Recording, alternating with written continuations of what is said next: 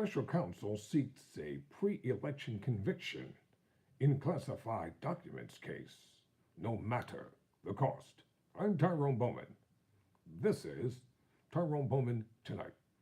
According to the Florida Sun Sentinel, lawyers defending Donald Trump in the government's classified document case against the former president have weighed in with some of their severest criticism to date of the special counsel's office, asserting that prosecutors are violating Trump's rights in a bid to win a conviction before next year's election. Throughout the summer, both sides have devolved via court motions over access and inspection of classified documents that Trump allegedly mishandled and retained illegally after he left the White House in 2021. In a filing Wednesday with the court of U.S. District Judge Eileen Cannon, who has scheduled a trial for May 2024, at attorneys Todd Blanche and Neil Bovive of New York and Christopher Keese of Florida, argue special counsel Jack Smith is maneuvering to bottle up the defense by scheduling back-to-back trials. The documents case in Fort Pierce and the election interference in Washington, D.C.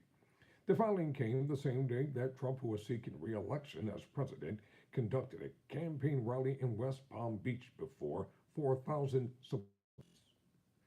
The defense lawyers have repeatedly sought to delay the trials until after the election, saying the cases are too complex to try in such a short period of time, and that President Joe Biden is using the Justice Department to derail his would-be opponent in 2024. The fact that they continue to contend that it is appropriate and not a violation of President Trump's due process rights to push forward with back-to-back multiple trials in different districts with wholly different facts over a defendant's objection reveals the central truth about these cases, the defense lawyers wrote. The special counsel's office is engaged in a reckless effort to try to obtain a conviction of President Trump prior to the 2024 election, no matter the cost. The court should not permit the use of the criminal justice process toward that end, the lawyers added. The lawyers repeated their earlier assertion that the government has not followed through on its obligations to make all the classified documents accessible and available for inspection by the defense. The special counsel's prosecutors dispute that assertion, saying they have made secure facilities available to review the materials. The defense filing also came before the two sides were scheduled to square off in Cannon's court Thursday afternoon to discuss the possibilities of attorney-client conflicts that could impact the cases against co-defendants Waltine Norta, Trump's personal aide, and Carlos D. Olivier, the property manager at the former president's Mar-a-Lago estate in Palm Beach.